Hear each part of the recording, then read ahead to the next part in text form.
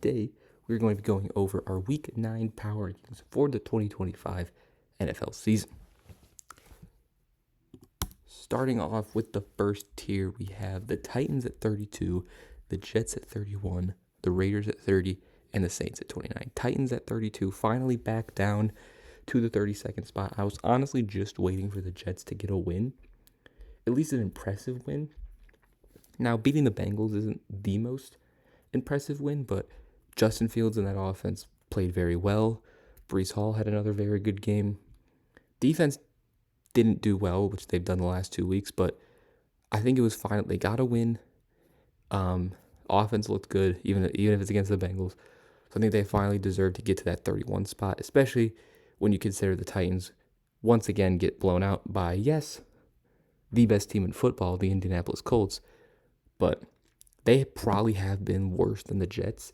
I just didn't think the Jets deserved to not be last for not winning a football game, but they finally got their first win of the season. So I basically just flipped them in the Titans. Raiders didn't play last week, so I kept them at 30. Still one of the worst teams in the league. I'm not going to move them below the two teams because I not only think they're better, but they didn't play. So I kept them at 30. And the Saints at 29. It wasn't that good. Baker didn't even have that good of a performance. Baker didn't really play good at all against the Saints, and they still managed to win by, I think, about 20. So not a great look for the Saints. Tyler Shough played. I wasn't really fully paying attention to that game, so I don't exactly know how well Tyler Shough played. Because it's not all about the box score. You can't just look at the box score and assess how someone played, but he was 17 for 30, 128 yards and a pick. So not the best numbers out of Shough, but I think he's their starter going forward, so we'll see what that looks like. But not a great game for the Saints. I still think they have been a much more competitive team than the three teams below them, so that's why they're still at 29, but it wasn't that good for New Orleans. Next here, we have the Bengals at 28, the Dolphins at 27, the Browns at 26, the Vikings at 25, and the Giants at 24. Bengals at 28. I know they lost to the Jets, but I still think they're a better team than the Jets. They're still a more complete team than the Jets majority of times. And I think they beat the Jets mostly, like 9 times out of 10. They beat the Jets, I think. So I'm not going to put too much, stock into them losing to the Jets, but I did think it deserved them going down a spot, especially the Dolphins got a big win against the Falcons, moving them up 2 spots to 27. I couldn't put them above the Browns just because the Browns absolutely blew them out. So I didn't feel comfortable putting them above the Browns, but I do think they deserve to be above the other 5 teams. They've had their moments of being competitive. I mean, they almost beat the Patriots, they almost beat the Bills, they almost beat the Chargers. They've been competitive in these games, and getting a big road win against a Falcons team that had its moments of playing pretty good. You shut down Bijan Robinson. Tua played great against a normally really good Falcons defense. I do think they deserve to go up to 27. Browns at 26. I mean, it wasn't the best performance against the Patriots. Myles Garrett did get 5 sacks, so there's that. But honestly, they didn't do too much. The only reason, once again, that they stay at 26 is because of the blowout they recently had over the Dolphins. And similar to the Dolphins, they've been pretty competitive for a bad team. Vikings at 25 was not good against the Chargers. They got beat in, honestly, almost every area of a football game. You could lose to a team and get beat by a team. They did against the Vikings. I felt so bad for Carson Wentz. I don't know why they kept him in. I think they do get McCarthy back, so I guess good timing there with Wentz going down for the season, but we'll see what McCarthy can do. They do have to play the Lions this week, so I don't know how well that's going to go for the Vikings, especially because the Lions are coming off a bye week. But Vikings just haven't looked great. Their defense hasn't been as good, I think, as it maybe could have, whether it's due to injuries, whatever, or the offense just not helping the defense out at all. It hasn't been a very good season for the Vikings. And the Giants at 24, horrible injury to Cam Skattebo. Cam Skattebo not only was entertaining, but was just statistically having a very good season. So that is going to hinder the Giants significantly. I think. I don't mind Tracy and Singletary, but Scadaboo was having a phenomenal rookie year for as late of a pick as he was, even though he probably should have been drafted much higher. But the Giants, kind of the same thing. They've been a competitive, bad team, but they just didn't look that good against the Eagles. So I put them down at 24. Again, they are on the top tier, the number one team of that second to bottom tier, but majority of times they've had their moments, but majority of the season hasn't been very good for the Giants. Next tier is the Commanders at 23, the Texans at 22, the Cowboys at 21, the Cardinals at 20, the Falcons at 19, the Panthers at 18, and the Bears at 17. Commanders at 23, I had them a little higher than most people just because of the injuries they've had with Debo, McLaurin, Jaden Daniels.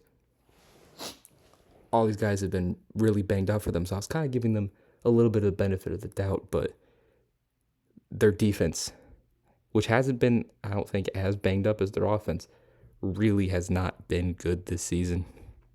And it showed in that loss to the Chiefs on Monday night. Again, I didn't want to put them too low, even though they haven't looked great, getting blown out by the Cowboys and the Chiefs, but it's definitely not looking good for the Commanders. It should get better offensively as they get healthier, but I don't know how much is going to change on the defensive side of the ball. Texans at 22, big win against the Niners. Honestly, the Niners made that game a little bit close towards the end, but honestly, the Texans were in control for most of that game. The reason they haven't gone up higher is just because of how bad they've looked at times this season, especially against Seattle. Their defense forces like 4 turnovers and they lose by like 20 points or whatever it was to Seattle. So I don't want to put them too high, but they have been, for majority of the last 3 weeks, they've played pretty good. Defense is still one of the best in the league, if not the best in the league. And CJ Stroud had a very good game against San Fran. And if he can get time in the pocket, he still is a good quarterback. I think people are overreacting to what Stroud has done this season. And it is all, that O-line is just not good at all.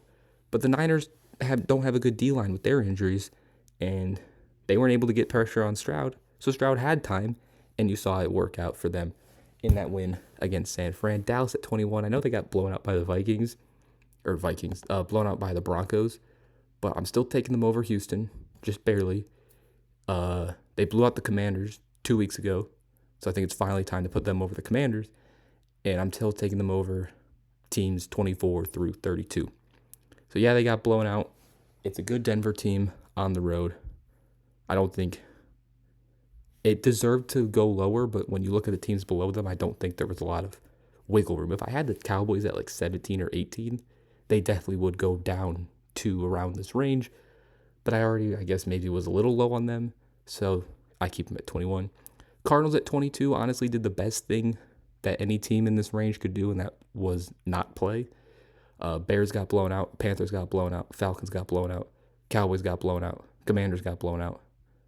Cardinals didn't play, and they get to go up 2 spots because of that. Because of teams like the Commanders going down, teams like the Vikings going down, allowed the Cardinals to go up 2 spots without playing. They're still not a very good team, but I'd honestly take them over the Cowboys just because I think the Cowboys have a really good offense, really bad defense. I think the Cardinals have a bad offense, a good defense. Like, they don't have really good, really bad. But I think the Cardinals are just a slightly more complete team. And they've been competitive in literally every game this season that they've lost. So they pretty much moved up just because every other team moved down. Falcons at 19. Very bad loss to Miami at home. I don't want to put them too low. Still taking them over the Cardinals and Cowboys and Texans and Commanders. And they still have that win mainly against Buffalo. But it wasn't. They should have been able to run the ball so easily against Miami. But maybe Kirk Cousins really is just not it anymore. Similar thing with the Panthers at 18. Andy Dalton, also not it anymore. Now, I know the Panthers lost by almost 40. So it's like, why did they move up 2 spots? Again, it's because the Commanders, I think, are worse than the Panthers right now, so they moved down 5 spots. You could argue that should have been the case before this week, and I wouldn't necessarily disagree with you, but I didn't have it as the case, and now I moved them below the Panthers. So that's one reason why the Panthers went up despite getting blown out. Vikings officially moving down really far in the list is another reason the Panthers moved up. And they did beat the Falcons 30-0.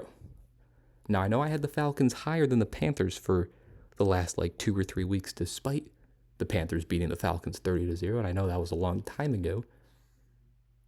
But it did happen, and I think they're very interchangeable. And when two teams are interchangeable, despite the Panthers doing that to the Falcons, I don't think they were interchangeable because for the majority of the season, the Falcons had been very good, the Panthers hadn't. They're now at a very similar level, so now I think you can really factor in that 30-0 win, which is why the Panthers moved up 2 spots. And also, you got to give them the benefit of the doubt, they didn't have Bryce Young, similar to the Falcons not having Michael Penix. Bears at 17, another team that took a very unfortunate loss to the Lamar Jackson-less Ravens. Offense didn't look that good against the Ravens defense, which hasn't looked good even in the slightest this season. So that's a very concerning. I still think they've had that 4-game win streak was very impressive. They looked very good during it.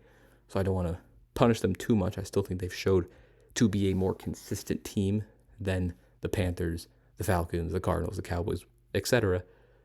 But it definitely, if they have another similar performance against the Bengals, if that offense, which struggled against the Ravens, struggles against the Bengals, then we will have to have some questions about this Bears offense. But right now, I don't want to overreact to 1-game win. Before that, they looked very good for a 4-game stretch.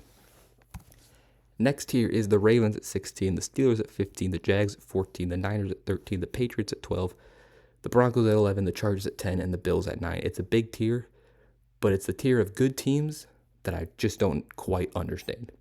Ravens at 16, big boost up 9 spots for their win against the Bears without Lamar Jackson, and the fact that they get Lamar Jackson this week. I kind of factored that in a little bit. I think they deserve to be over the Bears. You beat the Bears pretty easily without your starting quarterback. I think it deserved to then be higher than the Bears, and the reason they got all the way up to 16 is because I think the Bears deserve to still be at 17, which is why the Ravens get a big jump up all the way to number 16. Now, Steelers at 15, I know they lost on Sunday night to the Packers, but honestly, the reason they stayed at 15 is because Bears lost, Panthers lost, Falcons lost, Cardinals didn't play, Cowboys lost, and the Ravens for pretty much the entirety of the season hasn't been that good. So I think the Steelers, despite a loss, have been better than every team below them. So that's kind of why they stay at 15. If they would have won, they would have went up a lot of spots, but I think it's fair to keep them at 15. Jags at 14. I know they didn't play, but I figure teams like I feel like the Patriots deserve to jump up over the Jags just with how they've been playing. I'm not super sold on the Patriots yet. Their schedule has been very easy. They beat teams like the Browns, the Titans. They barely beat the Saints. They beat the Panthers, which was a decent win because of how they did it. They barely beat the Dolphins. Outside of beating the Bills, they haven't really done anything, right? So I don't want to overreact too much. But Drake May's playing very well. Defense is very good. I still have them 12th. All right, I don't have them at 18, but their schedule has been very easy. Who do they play this week? Who do the Patriots play? They play the Falcons. So honestly, it's similar to the Panthers. If they barely beat the Falcons, they'll probably stay at where they are. But if they blow out the Falcons, similar to what they did to the Panthers, then maybe they'll go up 11, 10, 9 spots.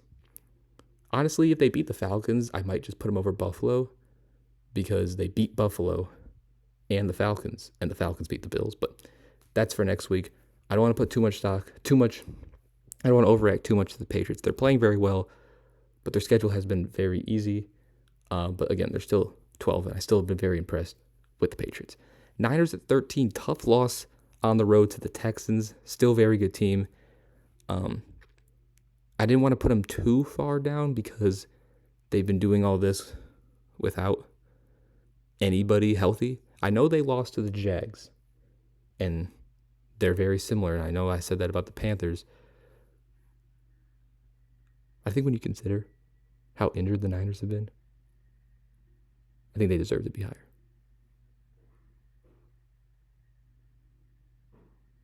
The Broncos at 11, big blowout win against the Cowboys. I moved them up. Mainly these three teams, Patriots, Broncos, Chargers, all moved up because the Niners moved down. So yeah, same thing with the Chargers. Blowout win against the Vikings. Not going to take too much credit into that. They've played well. And then the Bills, I know they blow out the Panthers and they go down a spot. It's mainly because that Falcons loss looks worse and worse because the Falcons just got blown up by the Bills. And it was because the Packers, who are at 8, went up 2 spots. That's essentially the only reason only 2 reasons the Bills went down despite a blowout win against the Panthers. It's because the Falcons' loss looks worse with what they did against Miami, and the Packers had a very impressive win against a good Pittsburgh Steelers team. So I think they deserve to jump the Bills. Rams and Seahawks, not too much to say. Neither team played, so I kept them at their spots at 7 and 6. And then now our top 5. I have the Bucs at 5. It was a very ugly win against the Saints, but a win is a win, and it's not like the Seahawks or Rams got a big-time win to go above the Bucs because they didn't play. So that's why I kept the Bucs at 5.